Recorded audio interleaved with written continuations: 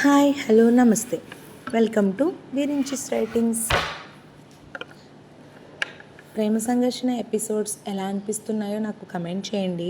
అలాగే మా ఛానల్ని సబ్స్క్రైబ్ చేసుకోవడం మర్చిపోవద్దు. ప్లీజ్ సపోర్ట్ చేయండి మా ఛానల్ని. Thank you all. ఈరోజు స్టోరీ స్టార్ట్ చేద్దామా? ఈరోజు కథ ప్రేమ సంఘర్షణ ఎపిసోడ్ 26. అదిగో మళ్ళీ సీక్రెట్స్ దాస్తున్నావు కదా అని అన్నాడు పృథ్వీ. ఓ గాడ్, ఇంకేం సీక్రెట్స్ లేవు పృథ్వీ. ఒకవేళ ఆకాష్ గురించి అయితే తన మీద మొన్నటి వరకు మంచి ఫ్రెండ్ అని అభిప్రాయం ఉండేది.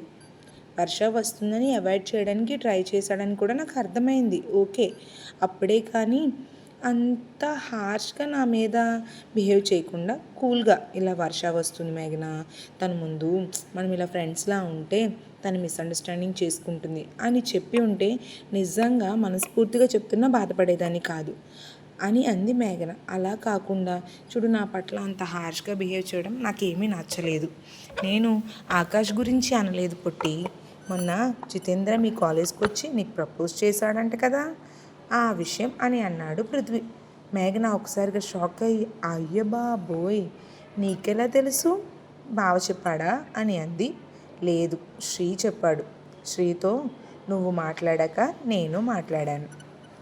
తనని 6 months టైం ఎందుకు అడిగా పొట్టి అని అన్నాడు పృథ్వీ కోపం బాధ కలిగిన స్వరంతో. ఇప్పుడేమైంది పృథ్వీ? నేనేమి ఓకే అని చెప్పలేదుగా అని అంది. అమ్మ, మీ అమ్మాయిలు టైం అడిగారంటే ఆలోచించడం స్టార్ట్ చేశారు అని అర్థం. ఆలోచిస్తే ఏమైంది పృథ్వీ? తను ఇప్పుడు మంచిగా మారిపోయాడు కదా. అసలే ముందు తన పొసెసివ్నెస్ తగ్గించుకుని మొన్న నాకు ప్రపోజ్ చేసిన విధానం చాలా బాగుంది. అలాగే కూల్గా మనందరితోనూ ఉంటే ఈ పెళ్ళి అని అంటూ ఉండగానే మేఘన మాట పూర్తి అవ్వకుండానే పొట్టి అని గట్టిగా అరుస్తాడు పృథ్వీ. ఒక్కసారిగా మేఘన ఉలిక్కిపడి, అయ్యో ఏమైంది? బాగానే ఉన్నావు కదా ఇప్పటి వరకు, ఎందుకు పృథ్వీ అలా అరిచావు అని అంది మేఘన. అమ్మ తల్లి, చాలు, ఇప్పటికే నీ మాటలు నిజంగా వినలేకపోతున్నాను మేఘన. ఏంటి, నీకు అసలు బుర్ర పనిచేస్తుందా? ఏం మాట్లాడుతున్నావు? ఆ జితేంద్రని పెళ్లి చేసుకుంటే మళ్ళీ నువ్వు మీ పిన్నితో తిట్లు చివాట్లు తింటూ బ్రతకాలి. వాడి వల్లేనా నువ్వు హైదరాబాద్లో కాకుండా వైజాగ్లో చదవాల్సి వచ్చింది కదా. అదంతా మర్చిపోయి ఆ జితేంద్రని నమ్మడం అంటే నువ్వు పాముకు పాలోసి పెంచినట్లే అని అక్కడ నుండి కోపంగా మరో మాట మాట్లాడకుండా మేఘన మాట్లాడే అవకాశం ఇవ్వకుండా వెళ్ళిపోయాడు పృథ్వీ. పృథ్వీ ఆగు ఆగు అంటూ మేఘన తన వెనకే వెళ్ళిన పృథ్వీ పట్టించుకోకుండా ఇద్దరు కూడా కిందకి వెళ్ళిపోతారు. వీళ్ళ కాన్వర్జేషన్ అంతా విన్న ఆకాష్కి ఏం చేయాలో అర్థం కాలేదు. ఒక్కసారిగా ఆకాష్ ఆలోచనల్లో పడ్డాడు. జితేంద్ర మేఘనకి ప్రపోజ్ చేశాడా? అభికి ఈ విషయం తెలుసా?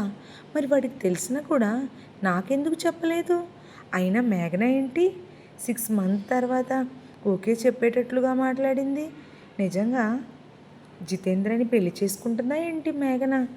నేనంటే మేఘ భర్తను కాబట్టి జితేంద్రను పెళ్ళి, అమ్మో, అసలు ఆ ఆలోచనని నేను ఊహించుకోలేకపోతున్నా.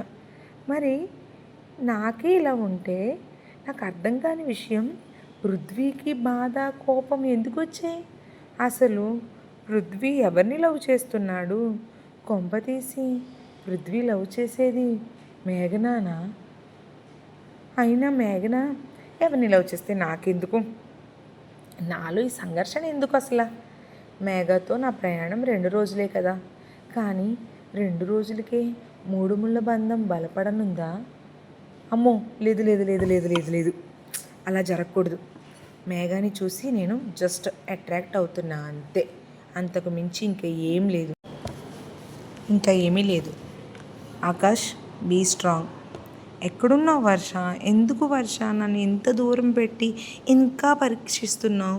నేను చేసినది తప్పే, ఇంకా ఎంతకాలం ఈ శిక్ష? వర్ష, నేను నీకు అసలు గుర్తున్నానా? అసలు నన్ను గుర్తుంచుకున్నావా? ఒకవేళ నేను గుర్తున్నా లేకపోయినా నా జీవితంలో నిన్ను తప్ప ఇంకెవరిని రానివ్వను. మేఘనాపై నాకున్నది అట్రాక్షన్ మాత్రమే. పృథ్వీ లవ్ చేసేది మేఘనానే కదా. తెలుసుకుని వాళ్ళిద్దరిని ఒకటి చేయాలి. నువ్వు ఎక్కడున్నావో మాత్రం మొట్టమొదట కనిపెట్టాలి. నిన్ను నా దాన్ని చేసుకోవాలి. నీ మీద తప్ప వేరే వాళ్ళ మీదకి నా ఆలోచనని వెళ్ళనివ్వకూడదు అని వర్ష గురించి ఆలోచిస్తూ కిందకు వెళ్ళి పడుకున్నాడు ఆకాష్. మేఘన, శశి ఉదయాన్నే లేచి ఫ్రెష్ అయ్యి కాలేజ్కి వెళ్ళిపోయారు. అలాగే ఆకాష్, వర్ష, అభి, పృథ్వీ నలుగురు కూడా బయలుదేరి ఆఫీస్కి వెళ్ళారు.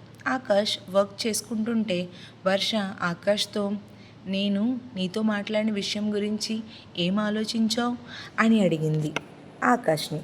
ఆకాష్ వర్ష వైపు తిరిగి, ఏం విషయం వర్ష అని అడిగాడు ఆకాష్ ఏమీ తెలియనట్టు. అదేంటి అప్పుడే మర్చిపోయావా? అదే మేఘ అని వర్ష మాట పూర్తి కాకముందే, వర్ష తన టాపిక్ మర్చిపో వర్ష, నేను ఇష్టపడుతున్నది వర్ష అని. నా మనసు నా వర్ష దగ్గరే ఉంది, ఎప్పటికీ ఉంటుంది కూడా. తనకి నేను గుర్తున్నా లేకపోయినా, తను మర్చిపోయినా పర్లే, తను నన్ను క్షమించిన అస్సలు కనీసం తను నన్ను పట్టించుకోకపోయినా పర్లే. ఎందుకంటే తను ఎక్కడ ఉంది అనేది ఈసారి చెప్తున్నాను కదా, గట్టిగా వెతుకుతాను అని చాలా గట్టిగా వర్షాన్ని మరొక మాట మాట్లాడనివ్వకుండా చెప్తాడు ఆకాష్. అయితే మరి మేఘనాకి సారీ చెప్పు ఆకాష్. కేవలం నీ భయంతో తనతో హార్ష్గా మాట్లాడావు నువ్వు కదా. వెళ్ళి తనకి సారీ చెప్పి మా అందరితో ఉన్నట్టే తనతో ఉండు. అప్పుడు కూడా నువ్వు మేఘనాకి అట్రాక్ట్ అవ్వకుండా ఉండగలిగితే ఓకే, నువ్వు వర్షాన్ని ప్రేమిస్తున్నట్లు లేదు అంటే కనుక మేఘనాని ప్రేమిస్తున్నట్లే నువ్వు అని అంది వర్ష గట్టిగా. సరే, నేను మా వర్షాన్ని ప్రేమిస్తున్నా, మేఘాపై జస్ట్ నాకు ఉన్నది అట్రాక్షన్ మాత్రమే అని నీకు ప్రూవ్ చేస్తాను చూడు అని అన్నాడు ఆకాష్. అవునా, సరే ఓకే, అయితే చూద్దాం. ముందైతే నువ్వు వెళ్ళి మేఘనాకి సారీ చెప్పు అంది వర్ష. సరే వర్ష, ఎలాగో ఈరోజు ఈవినింగ్ అత్తతో మాట్లాడాలి కాబట్టి తను వస్తుంది కదా, అప్పుడు నేను సారీ చెప్తాను. అంతేకాదు వర్ష, పృథ్వీని మేఘనాని ఒకటి చేస్తాను అని అన్నాడు ఆకాష్. ఏంటి, పృథ్వీతోనా? ఏం మాట్లాడుతున్నావు? కానీ నైట్ శశి మ్యాగీ మాట్లాడుకుంటుంటే విన్నాను ఆకాష్. మ్యాగీని సేవ్ చేసిన జితేంద్ర తనకి ప్రపోజ్ చేశాడట అని వర్ష ఇంకా చెప్పడం పూర్తయ్యేలోపే, అవును వర్ష, నాకు కూడా ఈ విషయం నిన్న నైటే తెలిసింది అని టెర్రస్ మీద పృథ్వీ, మేఘ మాట్లాడుకున్నది చెప్పాడు ఆకాష్. నాకెందుకో చాలా అనిపిస్తుంది, నా మనసుకి గట్టి నమ్మకం కుదిరింది. ఏంటంటే పృథ్వీ లవ్ చేస్తుంది మేఘాని. మేఘాకి కూడా పృథ్వీ అంటే పాజిటివ్ ఫీలింగ్ ఉంది. కాబట్టి ఎలాగో నా వర్ష నా దగ్గరికి వచ్చేలోపు పృథ్వీని మేఘనాని కలిపేస్తా, నువ్వు రాంగ్ అని ప్రూవ్ చేస్తా అని అన్నాడు ఆకాష్. ఏమంటావు వర్ష అని అడిగాడు వర్షని. వర్ష, నేనేమంటాను, నీ ఇష్టం Akash, your life your wish అని అంది వర్ష ఇంకేమీ మాట్లాడకుండా. వీళ్ళిద్దరూ ఇలా మాట్లాడుకుంటూ ఉండగా పృథ్వీ వస్తాడు అక్కడికి.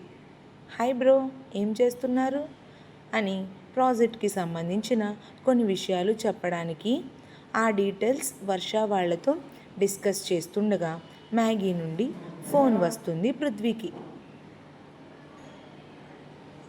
పృథ్వీ ఫోన్ చూసి ఫోన్ని కట్ చేశాడు.